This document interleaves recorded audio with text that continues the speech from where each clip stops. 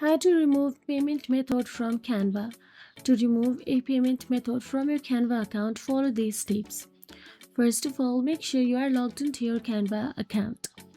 Then, all you have to do is simply click on the profile icon of yours at the bottom right corner of your screen. Then tap on the settings. Inside settings, you can see billing and plans option available or simply billings option available. Tap on it. Here under the payment method section, you will get to see your current payment method. Click on remove option next to that payment method. As you can see, I do not have any payment option available, but if you do, then it will look like this, and you can tap on the remove option available to remove it. If you found this video helpful, please like, share and subscribe, and thank you so much for watching.